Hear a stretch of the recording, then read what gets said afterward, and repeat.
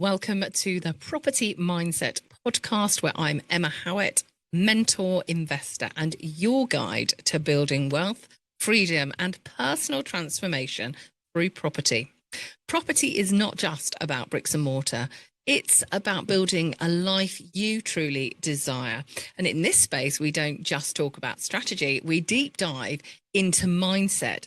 And this is something I've found missing in most other industries, but it's been a real game changer in the property circles, the professional property circles. So today we are diving into what I believe is the single most important skill for success in property investing, and that is mastering your mindset. And that is split into your thoughts, your feelings, and your actions. So let's turn dreams into actions and actions into success. So let's kick off by thinking about our mindset. Now, in life and in general, we have a certain way of thinking. So I'm going to ask you a couple of questions. Let's think about your car. Okay, so when you just think about your car, perhaps what color is it? So I'm going to think about mine. I've got a black car. It's a two-door. I'm kind of thinking how annoying it is when I can't get, the kids into the back because it's a two-door. But it's actually really sizable, so I can fit bikes in the back. I'm just really thinking about that car. Headlights, the shape of them, the way it looks. So you think about your car. Now, another thing, let's think about perhaps your dining room table. Is it a square dining room table? Is it a round dining room table? How many chairs do you have around that table? Are the chairs and the table the same color? Do you have cushions on your chairs? Really think about that. And when you were thinking about that, you were actually seeing the picture in your mind's eye, aren't you? Okay, so now I want you to think about your mind, your mindset. What do you see? It's quite challenging, isn't it? Because what do we see? We're told to work on our mindset. But inherently, we think in pictures, and we are able to work and change things where we picture them. So when you're thinking about your next holiday, you'll be thinking about those pictures. When you're thinking about your next project, you'll be thinking about that 3-bed terrace. You might be thinking about the green door. You might be thinking about the stairs. You might be thinking about the boiler that you're going to install, but you'll be thinking in pictures. So you can change, you can think and amend things via pictures. Well, when we talk about your mindset, we don't have a picture. Some people talk about spaghetti. Some people talk about just a mess. It's something that is very confusing to us. So that's where I am a huge advocate of Bob Proctor and lots of other people. But one of the things that Bob brought up, which really enabled me to have a tool to work on, and that tool is called the Stickman. And what this does is it really unlocks your potential to have control in your results through property investing. So I'm sharing this picture, and I mention it regularly, and I'm going to put a link in the show notes as well so you can see it. But inherently, it is literally a stickman. So a circle at the top and that's the head, and then a line, a smaller circle at the bottom, which is a body, and then 2 stick arms and 2 stick legs. And then this is literally a representation, because remember, our mindset is everything. You know, the fact that your toes move is to do with your mindset. It's to do with you. It is in every cell of your body. But this is a great representation. So if we imagine that the head, so the round circle of the head, is split into 2 halves, top half and bottom half. And the top half is your thinking mind. And this is where raw signals come in. So what kind of things might come in? It could be the telly. Do you watch the TV? Do you watch the news? It could be what your friends say to you.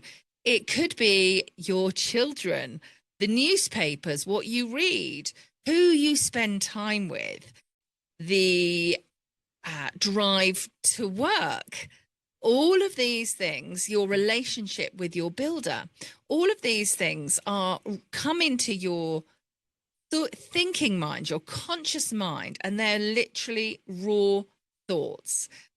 And it's once they come into our mind that we give them a definition, we give them something. So all those raw signals that come into the conscious mind, the question is, can we control our responses? Can we control how we think in our conscious mind? So think about it. If you've got the news on, if your kids are talking to you and they're really touching your buttons, if somebody pulls out in front of us, can we control the way we think? What do you think? 50% of the time? 60% of the time? 90% of the time? 100% of the time, we can control what we think. So think about it. Do you have to listen to the news? Do you have to respond when your children are pressing your buttons? Do you have to respond when your builder has let you down? Are there different ways that you can think about what has happened? Absolutely. And this is really hard because this goes back to taking responsibility, and it's challenging because lots of things happen to us and we think that that was nothing to do with us, but we can control the way we respond to that. So then we go into the bottom half of our head in our pictorial representation of the stickman. And this is our subconscious mind. And this is our emotional mind. Goodness me. This controls, and there's been varying studies, documentations into this. And it used to be that your subconscious mind controls 80% of what you do. And they are now pushing it to 95%. So we find it hard enough, we think, to control our conscious mind, but actually we're totally being controlled by our emotional subconscious mind.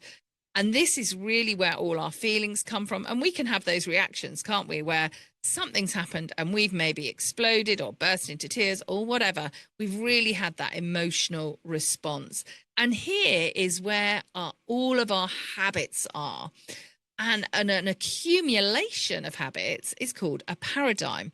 And these are lots of little things. So you will see certain families, certain families, they all get up early, they all perhaps go on a run, they all have a healthy breakfast, they all are high achievers because they do all of these things. And then you might have another family who perhaps lay in, they perhaps, are always running late, they don't have time for exercise, they perhaps grab a snack en route.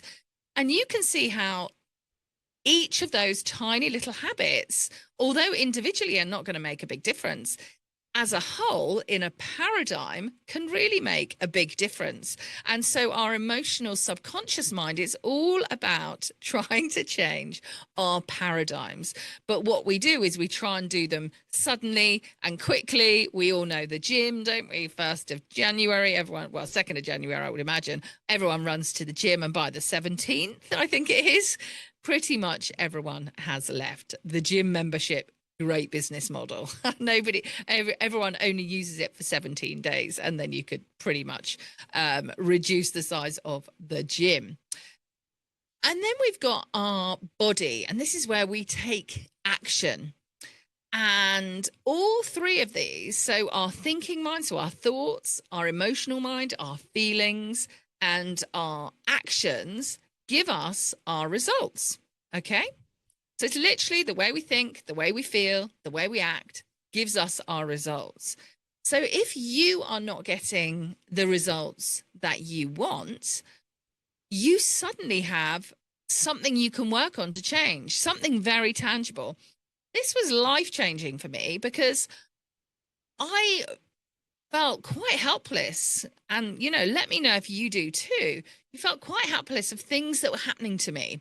I didn't seem able to necessarily change them. But once I started thinking, well, this is the situation. So let's say that I can't find a deal. So I'm really thinking, well, what am I thinking? What are my thoughts around finding this deal?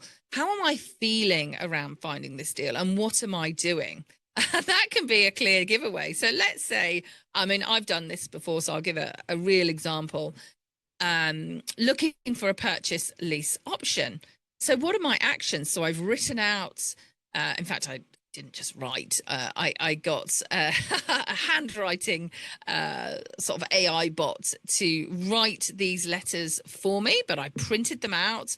My VA had found all of the places that I wanted to target. So I was looking at, guest houses, that kind of thing. So I was taking a lot of action. And then on top of that, I was actually hand delivering a lot of these letters. So I was talking to people, taking a lot of action. So what was I thinking? So this was quite new. So I'm going back to the early days. It's quite new. I was probably thinking it's a little bit nervous, especially knocking on doors. But I was thinking, I've done a course. This is what I've been told to do. I'm really excited about it. This is pretty good. And then what may be my other thoughts? I am sure I had some imposter syndrome. Why would anyone want to give a property to me? What can I do? What can I offer them? They probably know that I'm not anything. There's all those imposter syndrome things that can come in. And then it might be feeling I might have fear. I might have so many different emotions that might be scuppering me. And when we go and meet people, we're all, it sounds kooky, but we all have we're all on a vibration. And when you walk into a room and you meet somebody and it feels like you've known them for 100 years, you literally hit it off like you would not believe it. And then there are other people that you walk in, and even though they seem really lovely, you just feel a bit awkward around them. You're not quite sure. And that's just because we are on a different wavelength. We're on a different vibration and we're just not aligned. And that's what we are working towards, is the more we are aligned with people that have what we want or do what we want. And that is why we spend lots of time with people who are more successful than us, because they, or should do, because they are on a different wavelength and we want to try and be in their wavelength. So when I was out meeting people, writing these letters, there were some people that I really, really gelled with and it seemed to really work. And there were others that I didn't. And I kept thinking about, well, what am I thinking at this moment? What am I feeling? What am I doing? How am I acting? Am I mirroring them? There are just so many things to think about. But it enabled me to run through the days where I felt that, wow, that was just didn't go very well, those conversations. And quite often I'd be walking up the stairs behind a vendor or behind an agent reading my notes, because I had literally notes to read that answered a lot of those questions up front. So every time I kind of came back after a day working, really hard to find a purchase lease option, I would think, well, what was I thinking while I was talking to them? What was I feeling and what was I doing? And from that, I was really able to make some enormous changes into what I was doing. So just remember that everything in your life starts with a thought. And actually, we think twice, because we think first, it's kind of, I'm thinking like, I'd like to have a purchase lease option, and I'm thinking about what that might look like. And then it actually happens. So we actually think it twice. And what you think the most is going to shape your reality. So if you're constantly thinking, I'm never going to achieve this is never going to happen, you're feeling depressed, then those are the thoughts and the feelings that are going to keep coming, and your results will keep being the same. So as we know, the very famous Henry Ford quote, whether you think you can or you think you can't, you're right. So these limiting beliefs can really prevent our success. So it's so key that we keep working through them. So let's just work through each one. So we've got the power of your thought, your conscious mind. And I've really seen investors transform their confidence by shifting their internal language.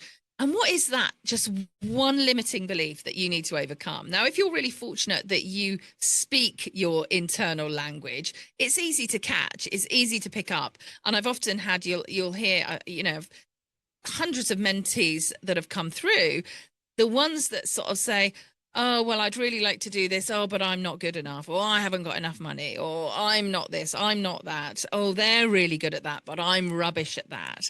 And it's easy to kind of pick that up. And we really need to own it ourselves and take that confidence to shift that internal language. Question yourself, have an argument, say, what do you mean I'm not good enough? Why on earth aren't I? Why shouldn't I be able to do that?